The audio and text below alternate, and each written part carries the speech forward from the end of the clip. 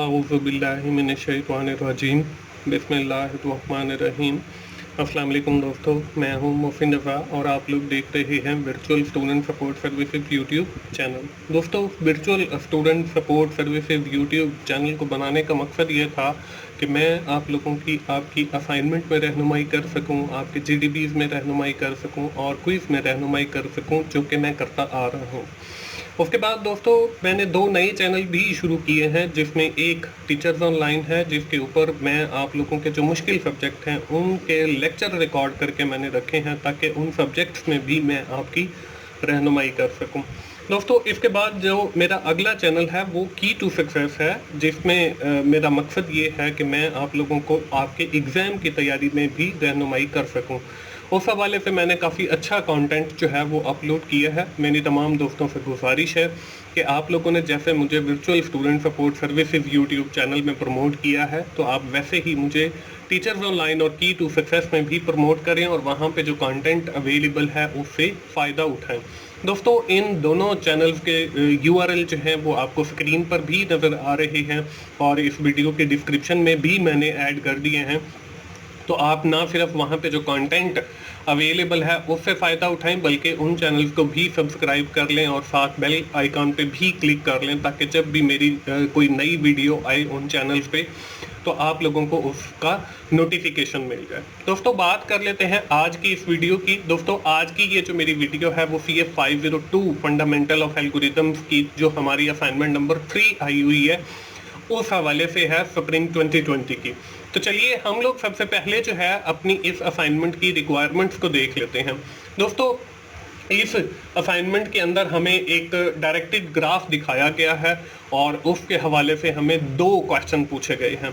पहला क्वेश्चन क्या है? Apply the DFS depth first search algorithm on the given directed graph, consider A as source vertices and show its trace show only final status of the graph. हमने जो है इसके roots बताने हैं और इसमें ए जो है हमने उसको सोर्स कंसीडर करना है। In the second question, show the status of stack at each step of DFS algorithm applied. In the question 1 हमने जो ऊपर एल्गोरिथम अप्लाई किया है DFS, उसके हर स्टेप दिखाना है और साथ स्टैक के ऊपर उसकी क्या इम्प्लीमेंटेशन है, स्टैक के ऊपर उसका क्या इफेक्ट पड़ता है, वो हमने दिखाना है। दोस्तों, ये है हमारी इस असाइनमेंट की requirement. First of all we have discuss the directed graph. के डायरेक्टेड ग्राफ होता क्या है, ताकि जब हम आगे क्वेश्चन को सॉल्व कर रहे होंगे ताकि आपको उसमें आसानी हो। जब आपको डायरेक्टेड ग्राफ का पता होगा तो आप बड़ी आसानी के साथ जो है इस असाइनमेंट को सॉल्व कर सकते हैं। ये बिल्कुल आसान असाइनमेंट है। फॉर एग्जाम्पल, उसने कहा है कि जी ए हमारा सोर्स इंडेक्स है, हमने यहाँ से स्टार्ट लेना है, वर्टिसेस भी यही है। अब देखें, ए से जो है एक एरो जा रहा है बी की तरफ और इस एरो का जो हेड है वो भी बी की तरफ है। अब डायरेक्टेड ग्राफ में ये होता है कि जब आप ए की से बी की तरफ जाते हैं, यानी बी को विजिट कर रहे हैं, तो आप वापस ए को विजिट नहीं कर सकते। और दूसरी बात यह है कि जब एक नोड जो है आपकी किसी दूसरी नोड को विजिट कर रही हो तो उस नोड को भी विजिट नहीं किया जा सकता है। मतलब ये कि जब ए नोड आपकी बी नोड को विजिट कर रही है तो जी नोड जो है वो ए नोड को विजिट नहीं कर सकती। तो ये हमारे डायरेक्टेड ग्राफ की खासियत है। अब यहाँ पे आगे देखें तो हमारा जो बी नोड है वहां से हम सी नोड के को भी विजिट कर सकते हैं और डी नोड को भी विजिट कर सकते हैं, लेकिन हमने एक वक्त में एक नोड को विजिट करना है। और दूसरी बात यह है कि अगर हम जो है बाहर से ए और बी और फिर बी से डी पर जाते हैं तो हम वापस जो है नहीं रिवर्ट नहीं कर सकते। इसके बाद डी से हम ई पर जाएंगे, ई से हम एफ पर जाएंगे और एफ से हम जी पर जाएंगे। अब जी के बाद देखें, हमने ए की तरफ जाना है, लेकिन मैंने आपको ये बताया है कि जब ये नोड ए जो है वो बी को विजिट कर रही है तो हम ए को विजिट नहीं कर सकते, हम यहीं पर रुक जाएंगे। तो जब ऐसी कोई सिचुएशन आ जाए कि आप एक जगह पे स्ट्रक हो जाएं तो आप फिर वापस रिवर्स जाते हैं। तो रिवर्स जाने के लिए हम लोग क्या करेंगे? जी से हम एफ पर आएंगे, एफ से हम ई पर आएंगे, ई से जो है हम डी पर जाएंगे और डी से हम बी पर जाएंगे।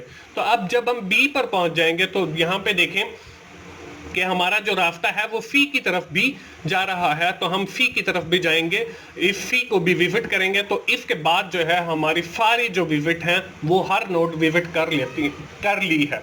तो ये दोस्तों हमारे डायरेक्टेड ग्राफ की खासियत है। बढ़ते हैं हम अपनी असाइनमेंट के सोल्यूशन की तरफ।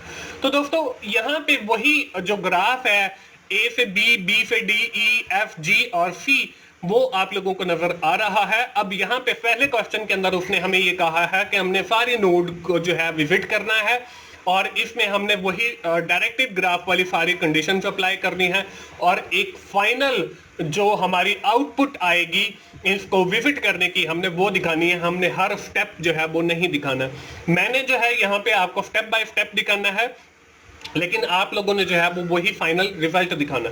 तो अब देखें यहाँ से ए से हम बी पर गए, बी से हम डी पर गए, डी से जो है हम ई पर गए, ई से जो है हम एफ पर गए और एफ से जो है हम जी पर गए और जी पर जाने के बाद हम ए को विजिट नहीं कर सकते, हम यहीं पे स्ट्रक हो जाएंगे।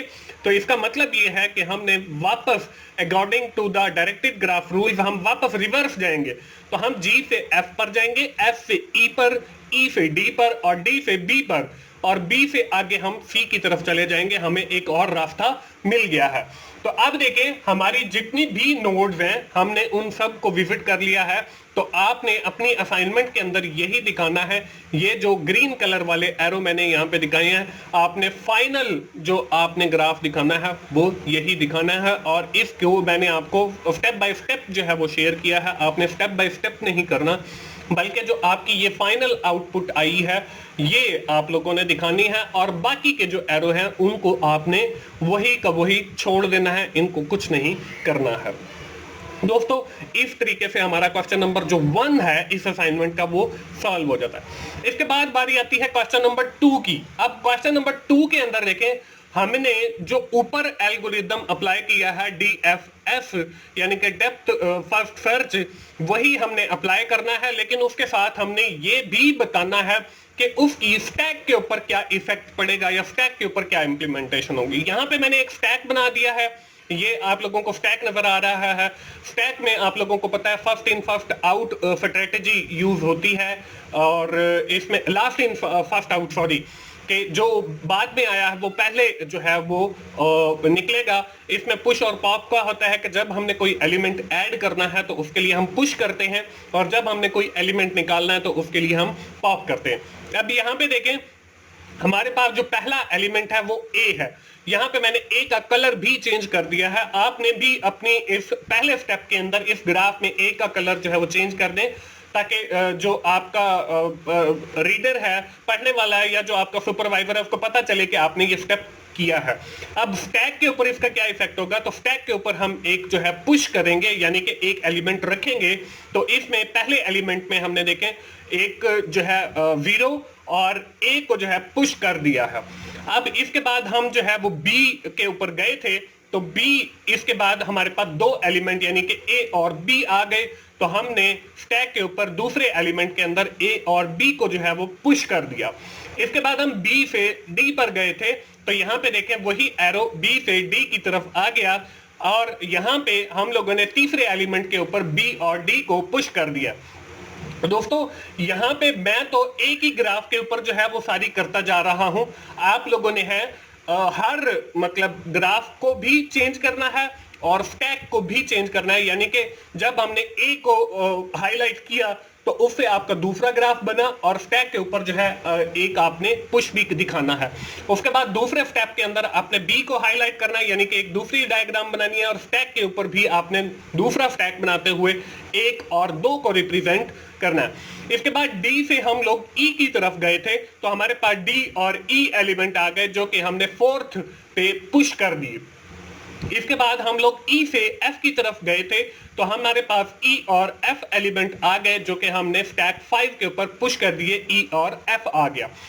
इसके बाद हम लोग एफ से जी पर गए थे, तो एफ से जी पर गए तो हमारे पास एफ और जी एलिमेंट आ गए। तो 6 नंबर के ऊपर हमने एफ और जी को जो है वो पुश कर दिया। अब यहां पे पहुंचने के बाद हम यहीं पे स्टक हो गए थे, और जब मैंने आपको बताया था कि जब आप किसी एक नोड के ऊपर स्टक हो जाएं तो वहां से आपने रिवर्स करना है। तो रिवर्स करने के लिए हम लोग जो है यहां से G को खत्म करेंगे, यानी कि G से F पर आएंगे। तो ये देखें G आपका वैसे ही हो गया नॉर्मल नोड के ऊपर और F रह गया। अब F के ऊपर जो है आप यहां से G वाली नोड भी खत्म करेंगे, यानी स्टैक के ऊपर भी इफेक्ट आएगा। तो आपकी जो लास्ट वाली एंट्री है, यानी कि आपकी last in first out stack जो है यही फॉलो करता है। आखिर में आपका ये F और G आया है, तो यहां स्टैक से F और G की एंट्री भी हम खत्म कर देंगे, यानी पॉप कर देंगे। इसके बाद हम F पर पहुंच गए। F को भी हम F से E पर जाना है, तो F को हमने नॉर्मल किया और यहां से E और F का जो है वो हमने खत्म कर दिया। यहां से E से हम D पर गए, तो हम यहां से अपनी एक एंट्री को और मजीद पॉप करेंगे। D और E को हमने जो है वो खत्म कर दिया। इसके बाद D से हम B पर गए, तो हमने D और B वाली जो एंट्री है इसको हम मजीद जो है वो पॉप करेंगे, तो वो हमारा खत्म हो गया। इसके बाद हम जब B पर पहुंच गए तो B से हम लोग C पर गए थे। तो यहां से देखें एक एरो जो है वो B से C की तरफ आ रहा है। तो अब यहां पे B और C हमारे पास नए एलिमेंट आए हैं, तो हम जो है वो पॉप करने की बजाय अब पुश करेंगे। तो यहां पे स्टैक तीसरे एलिमेंट के ऊपर B और C को जो है हमने पुश किया। तो C पर पहुंचने के बाद जो है हम फिर फट्रक हो गए। तो मैंने ये बताया था कि जब हम किसी भी नोड के ऊपर फट्रक होंगे तो हम वापस चले जाएंगे। तो वापस जो है हम C से B पर जाएंगे, तो C नोड को हम रेगुलर करेंगे। उसको हमने रेगुलर किया तो B और C का जो है उसको हम पॉप करेंगे, तो तीसरा जो एलिमेंट है स्टैक का ये पॉप हो जाएगा, यानी कि निकल जाएगा। इसके बाद देखें हम B पर हैं, तो B पर हम आए थे A की तरफ से, तो B को जब हम खत्म करेंगे तो A और B जो है इसको हम स्टैक से पॉप कर देंगे। इसके बाद हम A से स्टार्ट किया था, हमारा जो सोर्स था, तो यहां से जब हम A को खत्म करेंगे तो यहां से हमारा जो स्टैक के अंदर 0 और A पड़ा हुआ है ये भी हमारा खत्म हो जाएगा। तो इस तरीके से हमारा स्टैक जो है वो भी खाली हो जाएगा और हमने सारी नोड को जो है वो विजिट कर लिया है। तो इस तरीके से दोस्तों आपने हर जो स्टेप है उसको अलग डायग्राम और अलग स्टैक के साथ दिखाना है। तो इसके नतीजे में आपके पास काफी सारे जो है वो स्टैक्स आएंगे और काफी सारी डायग्राम आएंगे। दोस्तों ये थी हमारी असाइनमेंट CS 502 की फंडामेंटल ऑफ एल्गोरिदम की। मुझे उम्मीद है आप लोगों को आइडिया जो है वो मिल गया होगा। मेरी जितनी भी वीडियोस होती हैं वो सिर्फ और सिर्फ आपको आइडिया देने के लिए होती हैं कि आपने असाइनमेंट को कैसे सॉल्व करना है। मेरी कोई फाइल्स नहीं होती दोस्तों। अगर आप लोगों में से कोई ये फाइल्स बनवाना चाहता है तो मैं उसके लिए चार्जेस लेता हूं। तो आप लोग जो है मेरा नंबर दिया गया है डिस्क्रिप्शन में भी, और इस वीडियो के अख्ताम पर भी आ जाता है बहुत सारी वीडियोस के अंदर। तो आपकी कहीं से भी जो है वो मुझे उसी सेम नंबर के ऊपर व्हाट्सअप भी कर सकते हैं। अगर आपको फाइल चाहिए तो मैं चार्जेस लेके वो बना भी देता हूँ। तो दोस्तों मिलते हैं अगली किसी एक वीडियो के साथ। आखिर में मैं फिर आप लोगों को यही कहूंगा कि आप टीचर्स ऑनलाइन और की टू सक्सेस के ऊपर जो मेरा कंटेंट अवेलेबल है एग्जाम की तैयारी के हवाले से और लेक्चर्स के हवाले से, आप उसको जरूर विजिट करें।